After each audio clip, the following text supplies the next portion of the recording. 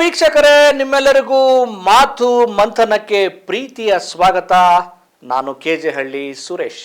ವಿಶ್ವಗುರು, ಭಾರತ ಭಾಗ್ಯ ವಿಧಾತ, 56 ಇಂಚು ಎದೆಯ ಪ್ರಧಾನಿ, ಹಾಗೆ ಹೀಗೆ ಎಂದು ಬಿರುದು ಬಾವಲಿಯನ್ನ ಸೃಷ್ಟಿಸಿಕೊಂಡು ಸದಾ ಬಣ್ಣ ಬಣ್ಣದ ದಿರಿಸುಗಳನ್ನ ಧರಿಸಿಕೊಂಡು ಹೋದಲ್ಲೆಲ್ಲ ಬಂದಲ್ಲೆಲ್ಲ ಕ್ಯಾಮೆರಾಗಳ ಮುಂದೆ ಫೋಸ್ ಅನ್ನ ಕೊಡುತ್ತಾ ಪ್ರಚಾರ ಪಡೆಯುವ ನರೇಂದ್ರ ಮೋದಿ ಅವರಿಗೆ ಭಾರತೀಯರ ಹಿತಕ್ಕಿಂತ ಅಮೆರಿಕದ ಅಧ್ಯಕ್ಷ ಡೊನಾಲ್ಡ್ ಟ್ರಂಪ್ ಅನ್ನ ಮೆಚ್ಚಿಸೋದು, ಜೊತೆಗೆ ಭಾರತದ ಜನರಿಗೆ ಬರೆ ಎಳೆದು ಅಮೆರಿಕನರಿಗೆ ಹೂಮಳೆಯನ್ನ ಸುರಿಸಿರುವ ಇಂಥ ಪ್ರಧಾನಿ ನಮಗೆ ಬೇಕಿತ್ತಾ ಎಂದು ದೇಶದ ಜನರು ತಲೆಯ ಮೇಲೆ ಕೈ ಹೊತ್ತು ಪರಿತಪಿಸಿ ಯೋಚಿಸುವ ಹೀನಾಯ ದುಸ್ಥಿತಿ ಈಗ ನಮಗೆ ಎದುರಾಗಿದೆ. ಭಾರತ ಮತ್ತು ಅಮೆರಿಕ ನಡುವಿನ ಮಧ್ಯಂತರ ವ್ಯಾಪಾರ ಒಪ್ಪಂದವನ್ನ ಒಪ್ಪಿಕೊಂಡು ಸ್ವಾಗತಿಸುವ ಮೂಲಕ ಪ್ರಧಾನಿಯವರು ಅಮೆರಿಕಕ್ಕೆ ಸಂಪೂರ್ಣವಾಗಿ ಶರಣಾಗಿ ಹೋಗಿದ್ದಾರೆ. ಇದು ಕೇವಲ ಅಮೆರಿಕ ಮತ್ತು ಭಾರತ ಈ ಎರಡು ದೇಶಗಳ ನಡುವಿನ ವ್ಯಾಪಾರ ಒಪ್ಪಂದ ಅಷ್ಟೇ ಅಲ್ಲ. ಈ ಒಪ್ಪಂದ ಸಮಸ್ತ 140 ಕೋಟಿ ಭಾರತೀಯರಿಗೆ, ಅದರಲ್ಲಿಯೂ ಮುಖ್ಯವಾಗಿ ದೇಶದ ಬೆನ್ನೆಲುಬು ಎಂದು ಕರೆಸಿಕೊಳ್ಳುವ ರೈತರ ಪಾಲಿಗೆ ಮರಣ ಶಾಸನ ಆಗೋದ್ರಲ್ಲಿ ಎರಡು ಮಾತೇ ಇಲ್ಲ. ನೋಡಿ, ಈ ದೇಶವನ್ನ stand up India, make in India, we global, buy local, ಇಂಥ ಇಂಡಿಯಾ ಮಾಡ್ತೀನಿ, ಅಂಥ ಇಂಡಿಯಾ ಮಾಡ್ತೀನಿ ಅಂತ ವಿಶ್ವ ಮಟ್ಟದಲ್ಲಿ ಭಾರತದ ಹಿರಿಮೆಯನ್ನ ಪಟಪಟಿಸುವಂತೆ ಮಾಡ್ತೀನಿ ಅಂತೇಳಿ ಭಾಷಣವನ್ನ ಮಾಡ್ತಾ ಬೀಗ್ತಾ ಇದ್ದ ನರೇಂದ್ರ ಮೋದಿ ಭಾರತದ ಮಾರುಕಟ್ಟೆಯನ್ನ ಅಕ್ಷರಶಃ ಅಮೆರಿಕದ ಹಿತಾಸಕ್ತಿಗೆ ಪೂರಕವಾಗಿ ಭಾರತೀಯರ ಪಾಲಿಗೆ ದೊಡ್ಡ ಕಂಟಕವಾಗಿ ಪರಿಣಮಿಸಿದ್ದಾರೆ. ನೋಡಿ, ಯಾವುದೇ ಎರಡು ದೇಶಗಳ ನಡುವೆ ವ್ಯಾಪಾರ ಸಂಬಂಧ ರೂಪುಗೊಳ್ಳುವಾಗ ಎರಡು ದೇಶಗಳ ಹಿತಾಸಕ್ತಿಗಳು ಸಮಾನವಾಗಿರಬೇಕು. ಪರಸ್ಪರ ಸಂಬಂಧಗಳು ಸಮಾನತೆ ಮತ್ತು ಪರಸ್ಪರ ಗೌರವದ ಅಡಿಪಾಯದ ಮೇಲೆ ಸ್ಥಾಪನೆ ಆಗಬೇಕಾಗತ್ತೆ. ಯಾರ ಮೇಲೂ ಯಾರು ಕೂಡ ಒತ್ತಡವನ್ನ ಹೇರದೆ ಬೆದರಿಕೆ ಮತ್ತು ಏಕಪಕ್ಷೀಯ ನೀತಿ ನಿರ್ಧಾರಗಳ ಹೇರಿಕೆ ಯಾವುದೇ ಒಪ್ಪಂದದಲ್ಲಿ ನಡಿಬಾರದು.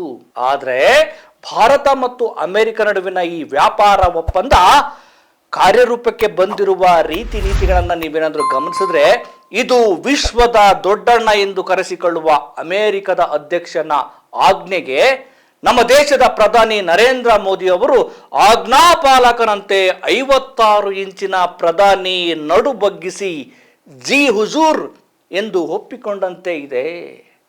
ರಷ್ಯಾದಿಂದ ತೈಲ ಖರೀದಿಸುವ ಮಹತ್ವದ ನಿರ್ಣಯದ ಯೋಜನೆಯನ್ನ ಮೊದಲೇ ಅರಿತ ಡೊನಾಲ್ಡ್ ಟ್ರಂಪ್ ಭಾರತಕ್ಕೆ ಮರ್ಮಾಘಾತ ನೀಡುವ ಸಲುವಾಗಿ ಭಾರತೀಯರ ಸರಕುಗಳ ಮೇಲಿನ ಸುಂಕವನ್ನ ಎರ್ರಾಬಿರಿಯಾಗಿ ಏರಿಕೆ ಮಾಡಿಬಿಟ್ರು. ಅಮೆರಿಕವನ್ನ ಕೈಬಿಟ್ಟು ಭಾರತ ಹಾಗೂ ರಷ್ಯಾ ನಡುವಿನ ತೈಲ ಒಪ್ಪಂದ ಮುಂದುವರೆದ್ರೆ ಇದರಿಂದ ನಮಗೆ ನಷ್ಟ ಆಗತ್ತೆ, ಜೊತೆಗೆ ವಿಶ್ವದ ದೊಡ್ಡಣ್ಣನ ಪ್ರತಿಷ್ಠೆಗೂ ಹೊಡೆತ ಬೀಳಲಿದೆ ಅನ್ನೋದನ್ನ ಅರಿತ ಟ್ರಂಪ್ ಆಗ ಪ್ರಯೋಗ ಮಾಡಿದ್ದೆ ಎಫ್ಟೀನ್ ಫೈಲ್ಸ್ ಎನ್ನುವ ಅಸ್ತ್ರವನ್ನ. ಯಾವಾಗ ಟ್ರಂಪ್ ತನ್ನ ಬತ್ತಳಿಕೆಯಲ್ಲಿದ್ದ ಎಫ್ಟೀನ್ ಅಸ್ತ್ರವನ್ನ ಪ್ರಯೋಗ ಮಾಡಿಬಿಡ್ತಾರೋ, ರಾತ್ರೋರಾತ್ರಿ ದೇಶದ ಪ್ರಧಾನಿ ನರೇಂದ್ರ ಮೋದಿ ಅವರು ಹಾಗೂ ಟ್ರಂಪ್ ನಡುವೆ ದೂರವಾಣಿ ಮಾತುಕತೆಯಲ್ಲಿ ಭಾರತ ಹಾಗೂ ಅಮೆರಿಕದ ನಡುವೆ ವಾಣಿಜ್ಯ ವ್ಯಾಪಾರದ ಡೀಲ್ ಕುದುರೇ ಬಿಡುತ್ತೆ ನೋಡ್ರಿ. ಈ ಡೀಲ್ ಕುದುರಿಸುವ ವಿಚಾರವನ್ನ ಟ್ರಂಪ್ ತನ್ನ ಎಕ್ಸ್ ಖಾತೆಯಲ್ಲಿ ಅಧಿಕೃತವಾಗಿ ಸ್ಪಷ್ಟಪಡಿಸೇ ಬಿಡ್ತಾರೆ. ಮೊದಲೇ ವ್ಯಾಪಾರಿ ಮನೋಭಾವ ಹಾಗೂ ತಾನು ಅಂದುಕೊಂಡಿರೋದನ್ನ ಸಾಧಿಸಲು ಯಾವ ಹಂತಕ್ಕೆ ಬೇಕಾದರೂ ಹೋಗಿ ಕಾರ್ಯ ಸಾಧಿಸಲು ಸಿದ್ಧವಾಗಿರುವ ಟ್ರಂಪ್ ಏನೋ ಅಂದುಕೊಂಡಿದ್ದನ್ನ ಸಾಧಿಸೇ ಬಿಟ್ರು. ಆದ್ರೆ ಭಾರತ ದೇಶದ ರಕ್ಷಣೆಗಾಗಿ ನಾನು ಭಗವಂತನಂತೆ ಹುಟ್ಟಿ ಬಂದಿರುವವನು ನಾನು ಎನ್ನುವಂತೆ ಭಾಷಣ ಬಿಗಿಯುವ ಮೋದಿ ಈ ವ್ಯಾಪಾರ ಒಪ್ಪಂದದಲ್ಲಿ ಭಾರತೀಯರ ಸೌಖ್ಯವನ್ನ ಬಲಿಕೊಟ್ಟಿದ್ದಾರೆ. ಈಗ ಭಾರತೀಯ ಸರಕುಗಳ ಮೇಲಿನ ತೆರಿಗೆ ಸುಂಕವನ್ನ 25ರಿಂದ 18% ಇಳಿಸುವ ವಿಚಾರದಲ್ಲಿ ನರೇಂದ್ರ ಮೋದಿ ಭಾರತಕ್ಕೆ ದೊಡ್ಡ ಸಹಾಯ ಮಾಡಿಸಿದ ಭ್ರಮೆಯಲ್ಲಿದ್ದಾರೆ.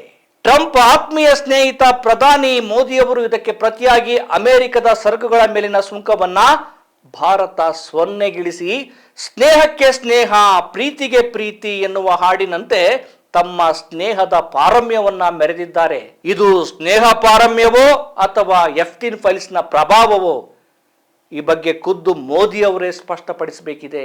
ನಾನು ಮನಸ್ಸು ಮಾಡಿದ್ರೆ ಮೋದಿಯ ರಾಜಕೀಯ ಬದುಕನ್ನ ಹಾಳು ಮಾಡಬಲ್ಲೆ ಎಂದು ಟ್ರಂಪ್ ಹೇಳ್ತಾರೆ ಅಂತಂದ್ರೆ ಇದರಲ್ಲಿ ಏನೋ ರಹಸ್ಯ ಇರಲೇಬೇಕು. ಇದನ್ನ ಮೋದಿ ಅವರ ಸ್ನೇಹಿತ ಟ್ರಂಪ್ ಅವರಿಂದಲೇ ಈ ಗುಟ್ಟು ರಟ್ಟಾಗಬೇಕಾಗಿದೆ.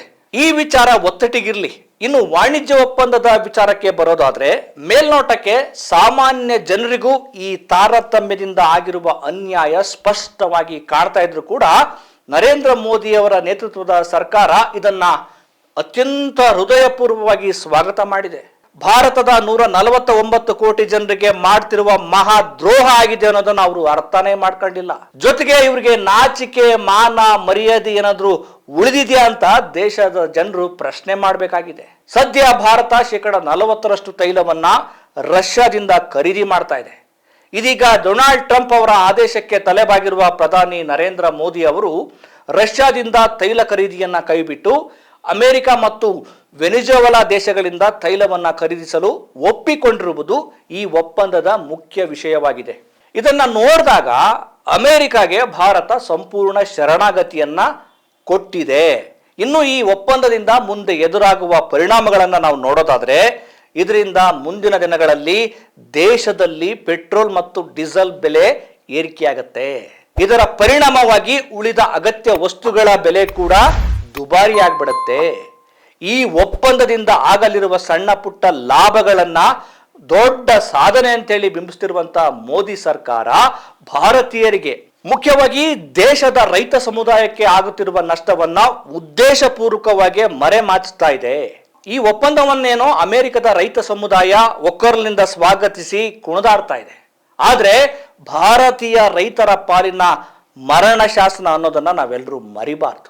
ಭಾರತಕ್ಕೆ ಹೋಲಿಸಿದ್ರೆ ಅತಿ ಹೆಚ್ಚಿನ ಪ್ರಮಾಣದ ಸಬ್ಸಿಡಿಯನ್ನ ಪಡೆದಿರುವಂತಹ ಅಮೆರಿಕದ ರೈತರು ಭಾರತದ ಕೃಷಿ ಉತ್ಪನ್ನಗಳಿಗಿಂತ ಕಡಿಮೆ ಬೆಲೆಗೆ ತಮ್ಮ ಬೆಳೆಗಳನ್ನ ಮಾರಾಟ ಮಾಡಲು ಈಗ ಸಾಧ್ಯ ಆಗುತ್ತೆ. ಈ ಅಪಾಯವನ್ನ ತಪ್ಪಿಸೋ ಸಲುವಾಗಿಯೇ ಇಲ್ಲಿಯವರೆಗಿನ ಎಲ್ಲ ಸರ್ಕಾರಗಳು ಅಮೆರಿಕದಿಂದ ಆಮದಾಗುತ್ತಿರುವಂತಹ ಕೃಷಿ ಉತ್ಪನ್ನಗಳ ಮೇಲೆ ಹೆಚ್ಚಿನ ಪ್ರಮಾಣದ ಸುಂಕ ಹೇರುತ್ತಾ ಬರ್ತಾ ಇದ್ರು.